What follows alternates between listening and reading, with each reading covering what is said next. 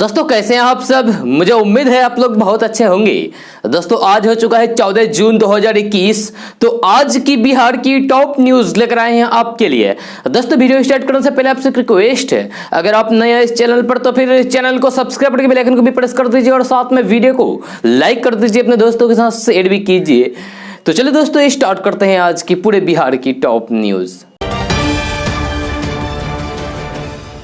दोस्तों बिहार के सीमांचल मिथिलांचल में आने वाले बाढ़ के खतरे को लेकर जिला प्रशासन ने बाढ़ के पहले तैयारी शुरू कर दिया है। जहां गंगा, महानंदा एवं कोसी नदी से घिरे इलाके के लिए बाढ़ के समय आवागमन बहाल रखना और सुदूर इलाके तक जरूरी सामान पहुंचा पाना अक्सर प्रशासन के लिए चुनौती बना रहता है। इसीलिए इससे सीख लेते हुए इस बार पहले से ही नाव की व्यवस्था पर विशेष तैयारी किया जा रहा है।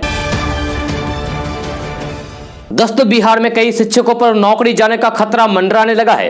ताजा रिपोर्ट के मुताबिक बिहार में नियोजित शिक्षकों की डिग्रियों की जांच की जा रही है। इसके लिए विभाग ने जो समय दिए थे वे भी अब समाप्त हो गए हैं। यह खबर के मुताबिक विभाग द्वारा दिए गए समय में कई शिक्षकों के शैक्षणिक कागजातों के फोल्डर को आधिकारिक पोर्टल पर अपलोड नहीं किया गया है। यह शिक्षा विभाग अब ऐसे शिक्षकों की लिस्ट तैयार कर रही है। बहुत जल्द ये लिस्ट जारी कर दिया जा सकता है। यह शिक्षा विभाग द्वारा मिली जानकारी के अनुसार ऐसे शिक्षकों को अब अपना प्रमाण पत्र खुद ही विभाग के पोर्टल पर अपलोड करना होगा। अगर शिक्षक अपना दस्तावेज अपलोड नहीं करते हैं तो फिर इन्हें बर्खास्त किया जा सकता है और इनकी नौकरी खत्म हो सकती है। दोस्तों आरजेडी के पूर्व सांसद मोहम्मद शहाबुद्दीन के निधन के बाद लगातार खबरें आती रही है कि शहाबुद्दीन का परिवार कहीं ना कहीं आरजेडी नेतृत्व और लालू परिवार से नाराज है।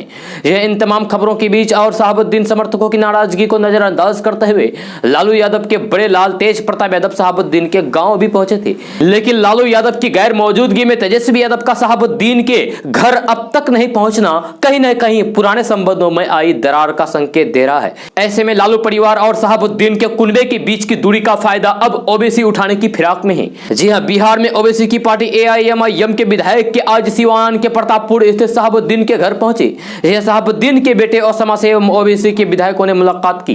अख्तरुल ईमान समेत पार्टी के अन्य नेता शहाबुद्दीन के घर पहुंचे और मातमपोशी की। हालांकि ओबीसी के विधायकों का प्रतापपुर पहुंचना सियासी नजरिए से बेहद खास माना जा रहा है। जी हां, बीते विधानसभा चुनाव में ओबीसी ने सीमांचल के इलाके में अपनी पकड़ का पहली बार एहसास कराया। पार्टी के 5 उम्मीदवार चुनाव भी जीते और विधानसभा में पहली बार ओबीसी की पार्टी की मौजूदगी हुई।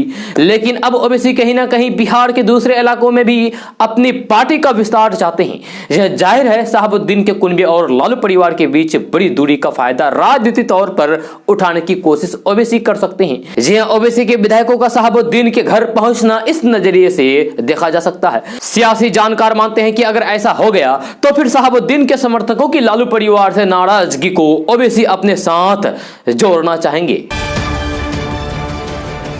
दोस्तों अररिया में बकरा और नूना नदी के पास रहने वाले गांव के लोग काले बादल देखकर ही सहम जाते हैं। यह ग्रामीणों का कहना है कि अगर नेपाल और अररिया क्षेत्र में तेज बारिश होती है तो बकरा और नूना नदी उफना जाती है। इसके बाद लोगों के घरों और गंगा में पानी भर जाता है। प्रभारी डीएम अनिल कुमार का कहना है कि बाढ़ के पहले ही प्रशासनिक तैयारियां चल रही है। बाढ़ के समय ऊंचे स्थानों पर रखने के लिए स्थल चयन का काम किया जा रहा है। इतना ही नहीं, अब तो बाढ़ के पहले लोगों को सायरन बजाकर सूचना दी जाएगी। लेकिन केवल बाढ़ आने की सूचना से इन नदियों के किनारे बसे गांवों में बाढ़ की राहत कैसे संभव हो सकता है। जी हां, बाढ़ के पहले प्रशासनिक तैयारियां महज सरकारी महकमे तक ही सुनी जाती है। धरातल पर इसके बचाव का कोई भी ठोस प्रबंध नहीं दिखता रहा है, जिसके कारण इस इलाके के लोग हर साल बाढ़ से प्रभावित होते रहते हैं। दोस्तों सीमांचल मिथिलांचल के शहरी और ग्रामीण क्षेत्रों के बाजारों में आम की बिक्री दुकानदारों द्वारा की जा रही है। पिछले दिनों हुई बारिश के बाद बाजार में आम की मांग बढ़ गई है। इसको देखते हुए फल के व्यवसायी अपने गोदामों में आम का भंडारण बिक्री के अनुसार कर रहे हैं। जी बाजारों में फल विक्रेताओं और फिर ठेले वालों के पास आम पहुंच रहा है, जहां पके आम की बिक्री खूब हो रही है।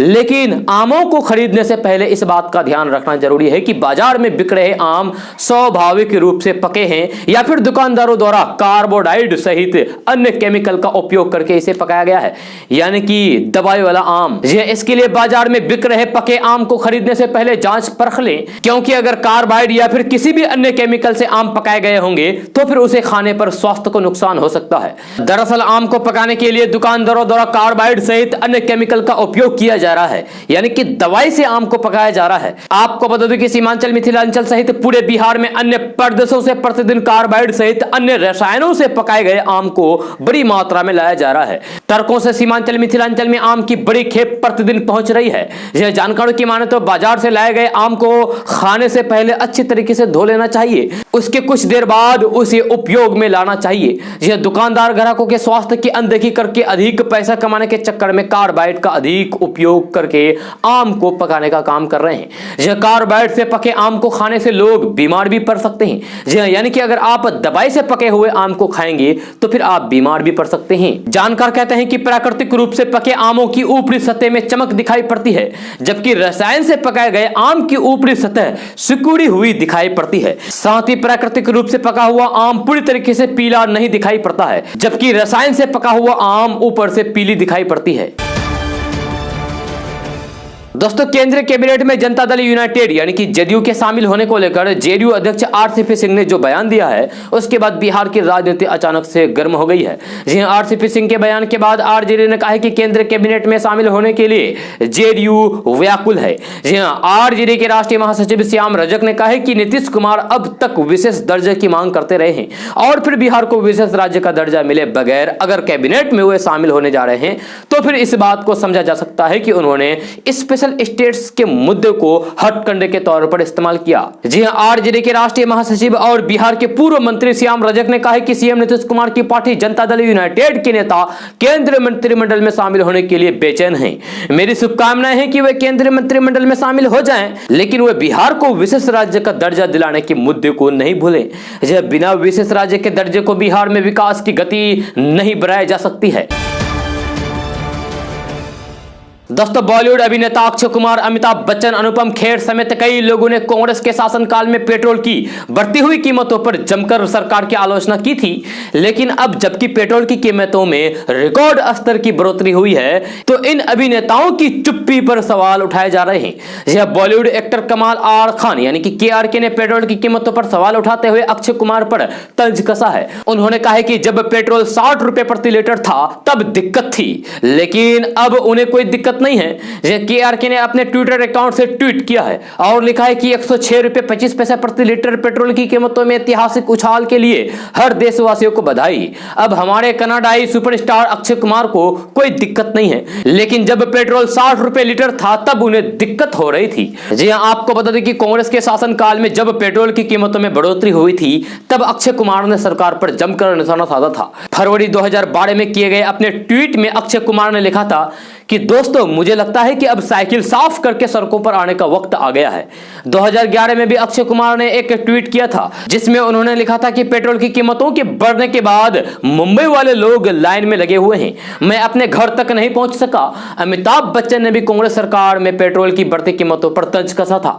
जी हां, अमिताभ बच्चन ने ट्वीट किया था और लिखा था कि पेट्रोल 7 रुपए 5 पैसे बढ़ गया है। पंप वाले ने कहा है कि कितना डालूं, मुंबई वाले ने कहा है कि 2-4 रुपए का ही कार के ऊपर स्प्रे कर दे भाई, जलाना है।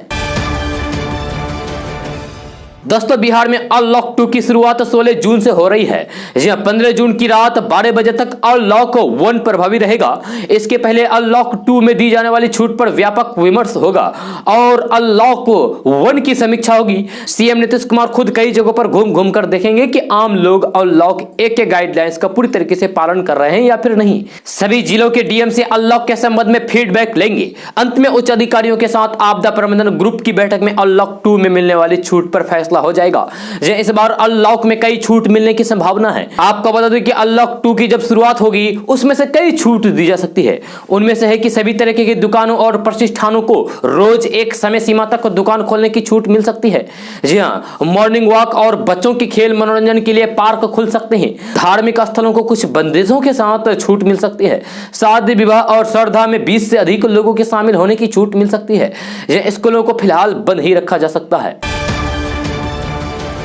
दोस्तों, अगर आप बिहार के हैं और दूसरे प्रदेश कमाने के लिए लौटना चाहते हैं तो बस से बिल्कुल भी ना जाएं, क्योंकि बस वाले प्लेन से भी अधिक किराया ले रहे हैं। ये लोग दूसरे प्रदेश कमाने के लिए जा रहे हैं और फिर डबल सीट के लिए 10-10 हजार रुपए देकर जा रहे हैं, वो भी बस वाले प्लेन से भी अधिक किराया ले रहे हैं, फिर भी सीट नहीं मिलती है। बिहार समेत कई राज्यों में अनलॉक के साथ ही प्लान भी शुरू हो गया है। इसका फायदा स्थानीय बस संचालक उठाने लगे हैं और मनमाना किराया वसूलने लगे हैं। उदाहरण के लिए पटना से दिल्ली का जितना किराया हवाई जहाज का है, उससे दोगुना बस संचालक वसूल रहे हैं। बस की एक सीट की दिल्ली के लिए आमतौर पर 2000 रुपए से 2500 रुपए किराया लगता है, लेकिन इस समय 5-5 हजार रुपए लिए जा रहे हैं। इसके बावजूद भी भीड़ इतनी बढ़ गई है कि स्टैंडों से सैकड़ों लोगों को निराश लौटना पड़ रहा है। दोस्तों, पश्चिम बंगाल विधानसभा चुनाव से पहले टीएमसी को छोड़कर बीजेपी में शामिल हुए नेता और कार्यकर्ता अब बैकफुट पर आ गए हैं। यह पश्चिम बंगाल की सड़कों पर बीजेपी कार्यकर्ता विधानसभा चुनाव में भाजपा का साथ देने के लिए माफी मांगते फिर रहे हैं। यह भाजपा के जमीनी कार्यकर्ताओं ने अब विधानसभा चुनाव में भगवा पार्टी का समर्थन करने के लिए अपना पछतावा व्यक्त करने के लिए सड़क पर उतर आए हैं और उतरकर लाउड स्पीकर पर माफी मांग रहे हैं। ई रिक्शा पर बैठकर बीजेपी कार्यकर्ता घोषणा कर रहे हैं कि उन्होंने भाजपा को गलत समझा और गलती से बीजेपी में चले गए थे। यह माफीनामे का ऐलान बीरपुर जिले के लाभपुर, बोलपुर और सैंथिया से लेकर हुगली जिले के धनियाखली तक की जा रही है। इंडियन एक्सप्रेस में छपी खबर के मुताबिक बोलपुर के वार्ड नंबर 18 में एक सार्वजनिक घोषणा प्रणाली के दौरान बीजेपी कार्यकर्ताओं को कहते सुना गया है और कहा गया है कि हमें टीएमसी छोड़ने के लिए भाजपा द्वारा राजी किया गया था। भाजपा एक धोखेबाज पार्टी है। हमारे पास माननीय मुख्यमंत्री ममता बनर्जी का कोई विकल्प ही नहीं है और हम उनके विकास कार्यक्रम का हिस्सा बनना चाहेंगे। दोस्तों, हैदराबाद के 3 साल का बच्चा जो एक दुर्लभ बीमारी से पीड़ित है और उसे इलाज के लिए 16 करोड़ रुपए की एक इंजेक्शन चाहिए थी। यह बच्चे की मदद के लिए विराट कोहली और अनुष्का शर्मा जैसे कई बड़ी हस्तियों ने आगे बढ़कर मदद की, जिसकी बदौलत उनका इलाज कराया जा सका। हैदराबाद का यह बच्चा एक दुर्लभ बीमारी से पीड़ित था। अयांश एक दुर्लभ स्पाइनल मस्कुलर एट्रोफी यानी कि SMA नाम की बीमारी से पीड़ित है और उसे एक इंजेक्शन की जरूरत थी, जिसकी कीमत 16 करोड़ रुपए थी। दोस्तों, संसद के मानसून सत्र से पहले मोदी मंत्रिमंडल का विस्तार हो सकता है। इसमें राज्यसभा सांसद ज्योतिरादित्य सिंधिया को भी जगह मिल सकती है। यह सूत्रों के मुताबिक कि ज्योतिरादित्य सिंधिया को रेल मंत्रालय या फिर मानव संसाधन विभाग दिया जा सकता है। आपको बता दें कि मोदी सरकार में अभी 60 मंत्री हैं, जबकि इसकी संख्या बढ़ाकर 89 तक किया जा सकता है। फिलहाल कई मंत्रियों के पास 2-3 मंत्रालय हैं। माना जा रहा है कि फेरबदल में कुछ युवा चेहरों को कैबिनेट में शामिल किया जा सकता है। ज्योतिरादित्य सिंधिया के साथ 2 पूर्व मुख्यमंत्रियों महाराष्ट्र के देवेंद्र फडणवीस, असम के सर्बानंद सोनोवाल को भी मंत्रिमंडल में जगह मिलना करीब करीब तय माना जा रहा है। दोस्तों, कई राज्यों में राजनीतिक उथल पुथल मची हुई है। बीजेपी यूपी सहित कई राज्यों में नेतृत्व को लेकर कशमकश में पड़ गए हैं। वहीं अब बिहार में भी इसका असर देखने को मिल रहा है। बिहार में बीजेपी के साथ सरकार चला रहे नीतीश कुमार की पार्टी जदयू ने भी केंद्र की मोदी सरकार में सम्मानजनक हिस्सा मांगना शुरू कर दिया है। नीतीश कुमार की पार्टी जदयू की 16 सांसद हैं और जेडीयू एनडीए के साथ केंद्र सरकार में शामिल है। बिहार में मुख्यमंत्री नीतीश कुमार की पार्टी जेडीयू ने कहा है कि केंद्र मंत्रिपरिषद में राजग यानी कि एनडीए के भागीदारियों को सम्मानित हिस्सा मिलना चाहिए। केंद्र में मंत्रिमंडल विस्तार की चर्चा के बीच पार्टी अध्यक्ष आरसीपी सिंह ने इस संबंध में बयान दिया है। एक सवाल के जवाब में आरसीपी सिंह ने संवाददाताओं से कहा है कि हम एनडीए का हिस्सा हैं, सभी घटक दल सम्मानित हिस्से के हकदार हैं। लोकसभा में 16 सांसदों वाला जदयू क्या केंद्रीय मंत्रिमंडल में संभावित विस्तार में अपने लिए सम्मानित हिस्से की मांग करेगा? ये पूछे जाने पर उन्होंने कहा है कि मांग करने का सवाल कहां से आ गया, यह समझने की बात है, यह स्वाभाविक रूप से होना चाहिए। दोस्तों, प्रधानमंत्री नरेंद्र मोदी ने देश के हर नागरिकों को बैंकिंग से जोड़ने के लिए साल 2014 में जनधन बैंक अकाउंट की शुरुआत की थी। इस योजना के तहत जीरो बैलेंस पर खाते खोले गए थे और उनके साथ कई तरह की मुफ्त सेवाएं भी दी जा रही है। इन्हीं खातों के जरिए सरकारी योजनाओं का लाभ सीधे जनता तक पहुंचता है। कोरोना काल में सरकार ने इन्हीं खातों के जरिए जरूरतमंद लोगों तक पैसे पहुंचाए थे। इस अकाउंट में बैलेंस चेक करना भी बहुत आसान है। इसके लिए आपको अपने नंबर से बस एक मिस कॉल कॉल करने की जरूरत है। इसके साथ ही अकाउंट को आधार से लिंक करना भी बहुत जरूरी है। अगर आपका जनधन खाता स्टेट बैंक ऑफ इंडिया में है तो फिर आप मिस कॉल के जरिए ही बैलेंस पता कर सकते हैं। जी हाँ, और ये नंबर है 1800425380 या फिर दूसरा नंबर भी आप नोट कर सकते हैं। दूसरा नंबर है 1800112211। इस नंबर पर मिस कॉल कर सकते हैं। यह ध्यान रहे कि आप अपने रजिस्टर्ड मोबाइल नंबर से ही इस पर मिस कॉल करें। दोस्तों, एलपीजी गैस कनेक्शन ट्रांसफर करने का खास नियम है। ये काम एक शहर से दूसरे शहर या फिर एक ही शहर में दूसरे डिस्ट्रीब्यूटर के कार्य क्षेत्र में हो सकता है। अगर एक ही शहर में किसी दूसरे जगह जा रहे हैं तो फिर उसका नियम आसान है। इसमें आपको गैस सिलेंडर और रेगुलेटर जमा करने की जरूरत नहीं होती है। इसके लिए आपको गैस एजेंसी में जाना होगा। गैस एजेंसी में आपसे गैस का कागज लिया जाता है। उसके साथ एक फॉर्म भरना होता है जिसमें नाम, पता आदि की जानकारी देनी होती है। इसके आधार पर गैस एजेंसी आपको ई कस्टमर ट्रांसफर एडवाइस जारी करती है। यह एक तरह से सब्सक्रिप्शन वाउचर जमा करने के बाद आपको एक कोड दिया जाता है। अगर आप इसी के साथ गैस कनेक्शन अपने नाम करा रहे हैं, जब कनेक्शन आपके परिवार के किसी दूसरे व्यक्ति के नाम पर है तो फिर इसका पूरा केवाईसी होगा। इसमें आपको एक पहचान पत्र देना होता है। केवाईसी, गैस कनेक्शन होल्डर के नाम में बदलाव और गैस कनेक्शन का ट्रांसफर, ये तीनों काम एक साथ हो सकते हैं। इसके लिए गैस एजेंसी आपसे ये 118 रुपए का चार्ज ले सकती है।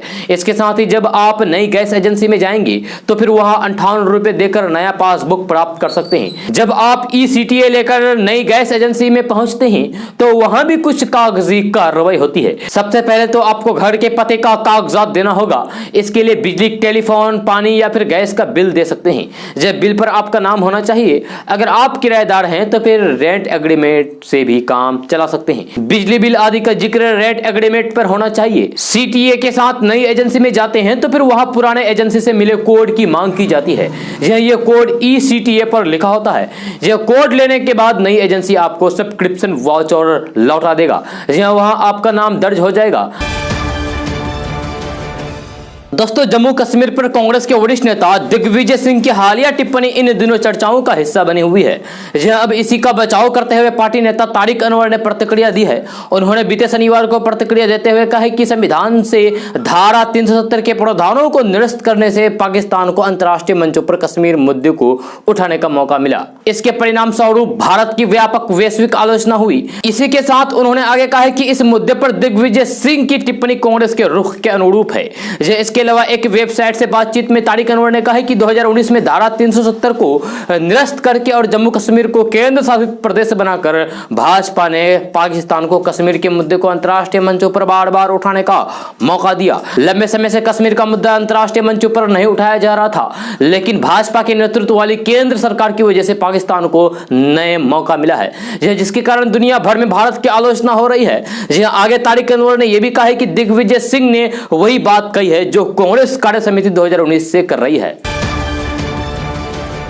दोस्तों, राशन कार्ड के जरिए ही सरकार अपने राज्य में रहने वाले गरीब परिवार को राशन मुहैया कराती है। यह राशन कार्ड के जरिए ही किसी गरीब को राशन दिया जाता है। राशन कार्ड का इस्तेमाल कई जगहों पर आईडी प्रूफ के तौर पर भी होता है। उदाहरण के तौर पर एलपीजी कनेक्शन, ड्राइविंग लाइसेंस बनवाने आदि में इसे पते के प्रूफ के तौर पर भी मान्य दिया जाता है। लेकिन यहाँ ध्यान देने वाली बात यह है कि राशन कार्ड हर किसी का नहीं बन सकता। यह एक निश्चित आय वर्ग के लिए ही होता है, जिसकी सीमा अलग अलग राज्य में अलग अलग होती है। इसके अलावा आप राशन कार्ड में नए सदस्य का नाम भी जोड़ सकते हैं। यदि आपके घर में कोई नया सदस्य शामिल हुआ है, जैसे परिवार में कोई बच्चा हुआ है या फिर नई बहू आई है, तो फिर आप उनका नाम राशन कार्ड में जुड़वा सकते हैं। इसके लिए आपको इस आसान से प्रोसेस को फॉलो करना होगा। राशन कार्ड में नए सदस्य का नाम जोड़ने के लिए आपको अपने आधार कार्ड में संशोधन करना होगा। उदाहरण के तौर पर अगर कोई लड़की शादी के बाद अपना सरनेम बदलती है तो उसे अपने आधार कार्ड में पिता के जगह पति का नाम भरना होगा। और नए एड्रेस को अपडेट करना होगा। इसके बाद नए आधार कार्ड की डिटेल्स पति के एरिया में मौजूद खाद्य विभाग अधिकारी को देनी होगी। आप चाहे तो ऑनलाइन वेरिफिकेशन के बाद भी नए सदस्य का नाम जुड़वा सकते हैं। इसमें आपको पुराने राशन कार्ड से नाम हटाकर नए राशन कार्ड के लिए अप्लाई करना होगा। इन सब के लिए आपका नंबर रजिस्टर्ड होना चाहिए। इसके लिए आपको राज्य की खाद्य आपूर्ति की ऑफिशियल वेबसाइट पर जाना होगा और वहां से आप ये सारे प्रोसेस पूरा कर सकते हैं। दोस्तों अगर आप ड्राइविंग लाइसेंस बनवाना चाहते हैं तो फिर यह खबर आपके लिए बहुत जरूरी है। जी हाँ, लर्निंग लाइसेंस बनवाने के लिए अब आरटीओ दफ्तर जाने की आवश्यकता नहीं होगी।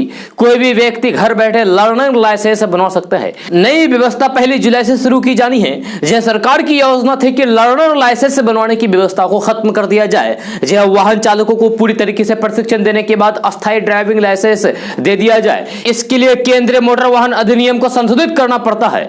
इसमें संशोधन करना आसान नहीं है, इसलिए सरकार ने लर्नर लाइसेंस बनवाने वालों को आरटीओ दफ्तर जाने से मुक्ति दिलाने की योजना तैयार की है। वर्तमान में लर्नर लाइसेंस बनवाने के लिए ऑनलाइन आवेदन करना पड़ता है और शुल्क जमा करना पड़ता है। इसके बाद सिस्टम फोटो और बायोमेट्रिक के लिए तारीख देते हैं।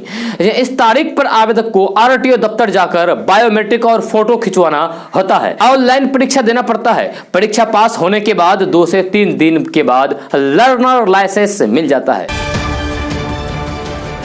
यात्रियों की अच्छी रिस्पांस को देखते हुए दरभंगा एयरपोर्ट देश स्तर पर अपनी अलग पहचान बन चुका है। यह नीति और नई ऊंचाइयों को छूते हुए दरभंगा एयरपोर्ट अगले माह की 3 जुलाई से अंतर्राष्ट्रीय हवाई अड्डा दुबई से कनेक्ट हो जाएगा। यात्री यहां से टिकट कटाकर इनडायरेक्ट ही सही लेकिन 7 समंदर पार दुबई की यात्रा करेंगे। यह यात्री को स्पाइस जेट के साथ ही अगले माह इंडिगो की विमान की शुरुआत उपलब्ध हो जाएगी। प्राइस वार शुरू होने से टिकट के दाम में कमी आने की पूरी संभावना है। यह वही दूसरी ओर दरभंगा एयरपोर्ट से यात्रा करने वाले यात्रियों को बुनियादी सुविधा तक मैसर नहीं हो पा रही है। इस दिशा में मंत्रालय समेत स्थानीय प्रशासन की गतिविधि काफी मंथर है। दोस्तों बिहार में कोरोना गाइडलाइंस का पालन करते हुए जल्द ही शिक्षा व्यवस्था पटरी पर लाई जा सकती है। जी हां, बिहार के स्कूल कॉलेज खोले जा सकते हैं। बिहार के शिक्षा मंत्री विजय कुमार चौधरी ने ट्वीट करते हुए इसकी जानकारी दी है कि अगर सब कुछ ठीक रहा तो फिर जुलाई से शिक्षण संस्थान खोले जा सकते हैं। जी आपको बता दो कि बिहार में कोरोना संक्रमण की दूसरी लहर के दौरान शिक्षण संस्थान बंद कर दिए गए हैं। साथ ही परीक्षाएं भी स्थगित या फिर रद्द कर दी गई है। फिलहाल ऑनलाइन कक्षाएं संचालित की जा रही है, यानी कि चलाई जा रही है। शिक्षा मंत्री विजय कुमार चौधरी ने कहा कि कोरोना संक्रमण के मामले लगातार घट रहे हैं। यही हालात रहे तो फिर जुलाई से शिक्षण संस्थान ऑफलाइन क्लास के लिए खोले जा सकते हैं। जी हालांकि कोरोना संक्रमण की पहली लहर के बाद शिक्षण संस्थानों को जिस तरीके से एहतियाती उपाय के साथ खोला गया था वैसे एहतियात इस बार भी जारी हो रहेंगे। शिक्षण संस्थानों को कोरोना की सुरक्षा के गाइडलाइंस का सख्ती से पालन करना जरूरी होगा। शिक्षा मंत्री विजय कुमार चौधरी के अनुसार कक्षाओं के बंद रहने से नुकसान हुआ है। ऑनलाइन शिक्षा जारी है लेकिन बिहार में सभी छात्रों के पास स्मार्टफोन या फिर टैबलेट नहीं है। ऐसे में शिक्षा प्रभावित हुई है जिसकी भरपाई उपाय किए जाएंगे। दोस्तों खबर मुजफ्फरपुर जिले से है, जहां एक मालगाड़ी के ऊपर लेटकर सफर कर रहे युवक की जान जब आफत में आ गई तो इमरजेंसी ब्रेक लगाकर ट्रेन को रोकना पड़ा। दरअसल हाजीपुर की तरफ से समस्तीपुर जा रही एक मालगाड़ी के ऊपर तुर्की स्टेशन पर युवक के सवार हो गया। जी हां, मालगाड़ी के ऊपर सवार होकर लेटकर सफर करने लगा। जी हां, इसने तुर्की से लेकर मुजफ्फरपुर जंक्शन तक तकरीबन 10 किलोमीटर का सफर भी मालगाड़ी पर पूरा कर लिया। मालगाड़ी जब मुजफ्फरपुर जंक्शन पहुंची तो इसके ऊपर लेटकर सफर कर रहे युवक को आरपीएफ के एक जवान ने देख लिया। इसके बाद उसने तत्काल इसकी सूचना मालगाड़ी के गार्ड को दी और इमरजेंसी ब्रेक लगाकर ट्रेन को रोका गया। दोस्तों कोरोना महामारी की दूसरी लहर के कारण इस साल भी लोगों को हज यात्रा की इजाजत नहीं मिली। इसके चलते बिहार सहित कई अन्य जिलों के मुसलमान मक्का मदीना नहीं जा सकेंगे। यह सऊदी सरकार ने यात्रियों के स्वास्थ्य एवं सुरक्षा पर विचार करने के बाद यह फैसला लिया है। सऊदी अरब ने शनिवार को इसकी घोषणा की है। यह बयान में कहा गया है कि इस साल हज 17 जुलाई से 22 जुलाई के बीच होगा। इसमें केवल सऊदी में रहने वाले 60,000 लोग ही शामिल होंगे। हज में 18 से 65 साल की आयु के लोग हिस्सा ले सकेंगे। वहीं हज यात्रियों के लिए टीका लगवाना अनिवार्य होगा। आपको बता दूं कि पिछले साल सऊदी अरब में रह रहे लगभग 1000 लोगों को ही हज यात्रा करने के लिए चुना गया था। सामान्य हालत में भारत से हर साल कम से कम 2 लाख तीर्थ यात्री हज के लिए सऊदी अरब जाते थे। दोस्तों मुजफ्फरपुर के चक्कर मैदान में अगले साल 28 जनवरी से 22 फरवरी 2022 के बीच 8 जिलों की सेना बहाली आयोजित हो सकती है। यह सेना मुख्यालय ने इस संदर्भ में जोन वाइज बहाली की तिथि जारी कर दी है, लेकिन सेना भर्ती कार्यालय परिस्थिति और तैयारी के अनुसार बहाली की तिथि आगे पीछे कर सकती है। यह सेना में शामिल होकर देश की सेवा करने का सपना संजोए मुजफ्फरपुर, सीतामढ़ी, शिवहर, पूर्वी चंपारण, पश्चिमी चंपारण, दरभंगा, मधुबनी और समस्तीपुर जिले के युवा सेना की वेबसाइट www.joinindia indianarmy.nic.in पर विशेष जानकारी प्राप्त कर सकते हैं। आगामी सेना बहाली में soldier, GD soldier, clerk soldier, technical soldier, nursing सहायक और सोल्जर ट्रेडमैन के 55,000 से अधिक युवा अपनी किस्मत आजमा सकते हैं। जैसे सेना के अधिकारियों की माने तो अभी तक उनको बहाली के संदर्भ में कोई विस्तार से जानकारी नहीं मिली है। ऐसे युवा जो सेना में शामिल होकर देश की सेवा का जुनून रखते हैं वे अभी से ही पूरी ईमानदारी से शारीरिक दक्षता और लिखित परीक्षा की तैयारी शुरू कर दें। किसी बिचौलिए के चक्कर में ना आए, इसके झांसे में आने से आपका पैसा और कैरियर दोनों तबाह हो सकता है। दोस्तों, बिहार से दिल्ली जाने वाले यात्रियों के लिए रेलवे ने 2 ट्रेनों को फिर से शुरू कर दिया है।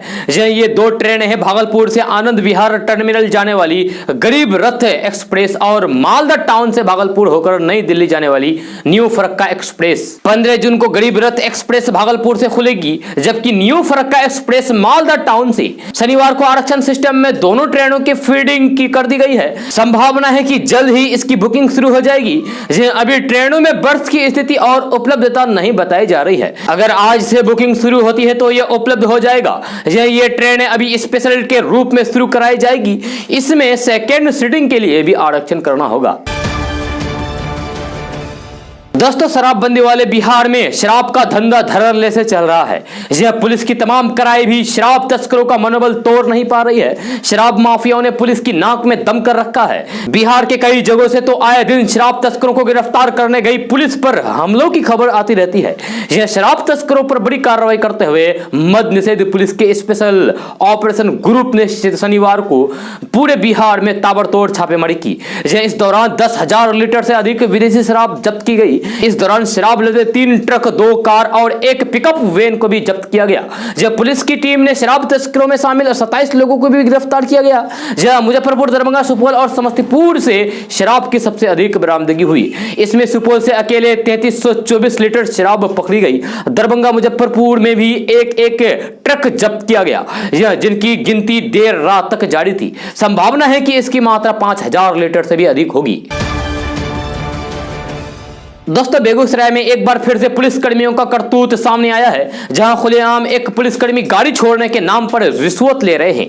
ये रिश्वत लेते हुए एक पुलिसकर्मी का वीडियो तेजी से वायरल हो गया है, जो मीडिया में वायरल हुआ है। बताया जाता है कि बेगूसराय जिला के लोहिया नगर थाना के पुलिस किशोर कुमार के द्वारा एक गाड़ी छोड़ने की एवज में पहले 10,000 रुपए का डिमांड किया गया, लेकिन गाड़ी ऑनर के द्वारा 10,000 रुपए देने से इनकार किया गया।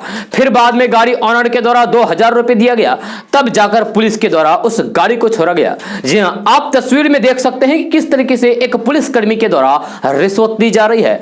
इस पुलिसकर्मी का रिश्वत लेते हुए किसी ने वीडियो बनाकर सोशल मीडिया पर वायरल कर दिया। मिली जानकारी के अनुसार जो व्यक्ति रिश्वत ले रहे हैं वह व्यक्ति किशोर कुमार हैं, जो कि लोहिया नगर थाने में सिपाही के पद पर काम कर रहे हैं। दोस्तों, क्या आपके खाते में एलपीजी यानी कि रसोई गैस की सब्सिडी आती है? यदि इस सवाल का जवाब आपके पास नहीं है तो फिर आगे की खबर आपके लिए बेहद काम की है। जी हाँ, यदि रसोई गैस की सब्सिडी की जानकारी आपको नहीं है तो फिर आइए आपको बताते हैं कि आप कैसे पता कर सकते हैं कि आपके खाते में पैसा आ रहा है या फिर नहीं। जी, हम आपको कुछ स्टेप में गैस सब्सिडी का पैसा अकाउंट में आ रहा है या नहीं, इसके बारे में पता करने का तरीका बताएंगे। तो सबसे पहले आप अपने फोन या फिर कंप्यूटर पर इंटरनेट ओपन कर लें, फिर फोन के ब्राउजर पर जाएं और www.mylpg.in टाइप कर लें। इसके बाद इसको ओपन कर लें। इसके बाद आपको दाईं तरफ गैस कंपनी के गैस सिलेंडर की फोटो नजर आएगी। जो भी आपका सर्विस प्रोवाइडर है उसके गैस सिलेंडर की फोटो पर क्लिक करें। इसके बाद एक नया विंडो ओपन हो जाएगा जो आपके गैस सर्विस प्रोवाइडर का होगा। इसके बाद सबसे पहले ऊपर दाईं तरफ साइन इन और न्यू यूजर का ऑप्शन नजर आएगा, जिसे आप टैप कर दें। यदि आपकी आईडी पहले ही बनी हुई है तो फिर आपको साइन इन करने की कोई भी जरूरत नहीं है। यदि आईडी नहीं है तो फिर आपको न्यू यूजर पर टैप करने की जरूरत है। जब वेबसाइट पर लॉगिन कर लें, इसके बाद जो विंडो ओपन होगा उसमें दाएं तरफ व्यू सिलेंडर बुकिंग हिस्ट्री का विकल्प आपको नजर आएगा। इस पर टैप कर दें। टैप करने के बाद आपको यहां से ये जानकारी मिलेगी कि आपको किस सिलेंडर पर कितनी सब्सिडी दी गई है और कब दी गई है। वहीं यदि आपने गैस बुक की है और आपको सब्सिडी का पैसा नहीं मिला है तो फिर आपको फीडबैक वाले बटन बटन पर जाने की जरूरत है। यहाँ से आप सिलेंडर का पैसा ना मिलने की शिकायत भी दर्ज कराने में सक्षम हैं। इसके अलावा यदि आपने एलपीजी आईडी को अभी तक अपने अकाउंट से लिंक नहीं कराया है तो फिर आप डिस्ट्रीब्यूटर के पास जाकर यह कराने का काम कर लें। यही नहीं, आप 1800233355 पर फ्री में कॉल करके इसकी शिकायत दर्ज करने में भी आप सक्षम हैं। आप इसमें भी फोन करके शिकायत दर्ज करा सकते हैं। दोस्तों, अक्सर अपने बयानों को लेकर यूपी बलिया के बेरिया से भाजपा के विधायक सुरेंद्र सिंह मीडिया की सुर्खियों में बने रहते हैं। जहां वो मीडिया की सुर्खियों में आने का कोई भी मौका नहीं छोड़ते हैं। जहां एक बार फिर से बीजेपी विधायक सुरेंद्र सिंह ने विवादित बयान दिया है, जिसके बाद वे चर्चाओं में आ गए हैं। मीडिया रिपोर्ट्स के मुताबिक बीजेपी विधायक सुरेंद्र सिंह ने देश विभाजन के लिए कांग्रेस को जिम्मेदार ठहराते हुए शनिवार को दावा किया है कि पंडित जवाहरलाल नेहरू बुज़दिल थे, वरना आजादी मिलने के बाद ही भारत हिंदू राष्ट्र घोषित हो गया होता। सुरेंद्र सिंह यही नहीं रुके, उन्होंने आगे कहा है कि गंदी सोच के कारण भारत का विभाजन हुआ। सुरेंद्र सिंह ने आगे कहा है कि पंडित नेहरू की जगह अगर सरदार पटेल प्रधानमंत्री होते तो फिर भारत हिंदू राष्ट्र बन गया होता। बीजेपी विधायक सुरेंद्र सिंह ने कहा है कि जब कश्मीर से ब्राह्मण विस्थापित हो रहे थे तब इंदिरा गांधी सहित कांग्रेस के नेता खामोश रहे। उन्होंने दावा किया है कि सोनिया गांधी और राहुल गांधी विदेशी संस्कृति के हैं तथा कांग्रेस मुस्लिम परस्त भावना से राजनीति करती है। दोस्तों, बिहार में साइबर क्राइम की घटनाएं अक्सर सामने आती रहती है। ऐसा ही एक मामला बिहार के औरंगाबाद जिले से सामने आया है जो काफी हैरान कर देने वाला है। भारतीय जनता पार्टी के सांसद सुशील कुमार सिंह के बड़े भाई के बैंक बैलेंस पर अपराधियों की नजर पड़ी है। साइबर बदमाशों ने ब्रांच मैनेजर को फोन करके जल्द से जल्द अकाउंट को खाली करने को कहा है और जब यह बात सामने आई तो फिर सबकी नींद उड़ गई। पुलिस मामले की छानबीन में जुटी हुई है। घटना औरंगाबाद जिले के नगर थाना की है। यहाँ साइबर क्रिमिनलों ने भारतीय जनता पार्टी के सांसद सुशील कुमार सिंह के बड़े भाई सुनील कुमार सिंह के बैंक खाते से पैसे उड़ाने की कोशिश की है। बताया जा रहा है कि साइबर अपराधियों द्वारा बीजेपी नेता सुनील कुमार सिंह के बैंक खाते से जालसाजी करके एक बड़ी रकम निकालने की कोशिश की गई है। यह सनसनीखेज मामले प्रकाश में आने के बाद बीजेपी नेता की नींद ही उड़ गई। दोस्तों, बुधवार को देश भर में आवश्यक वस्तुओं यानी कि सामानों और दवाओं की बढ़ रही कीमत पर लेफ्ट पार्टी देशव्यापी विरोध प्रदर्शन करेगी। इस बात की जानकारी भारतीय कम्युनिस्ट पार्टी सहित वाम दलों ने एक बयान में दिया है। पार्टियों द्वारा दिए गए बयान के अनुसार बढ़ती महंगाई पर होने वाला ये विरोध 16 जून को शुरू होगा और 30 जून को समाप्त होगा। विरोध प्रदर्शन में पार्टियां केंद्र सरकार से ईंधन की बढ़ती कीमतों को वापस लेने और आवश्यक वस्तुओं और दवाओं की कीमतों को नियंत्रित करने की मांग करेगी। वाम दलों ने आरोप लगाया है कि सभी आवश्यक वस्तुओं की कीमतों में इस तरह की उछाल से लोगों की आजीवन पर प्रभावित हो रही है। दोस्तों, आज का न्यूज बस ये था। कैसा लगा जरूर अपना सुझाव दीजिएगा नीचे कमेंट बॉक्स में कमेंट करके। अगर आप नए आए इस चैनल पर तो फिर चैनल को सब्सक्राइब करके बेल आइकन को भी प्रेस कर दीजिए और साथ में वीडियो को लाइक कर दीजिए, अपने दोस्तों के साथ शेयर भी कीजिए। तो चलो दोस्तों, फिर मिलते हैं अगले वीडियो में। जय हिंद, जय बिहार।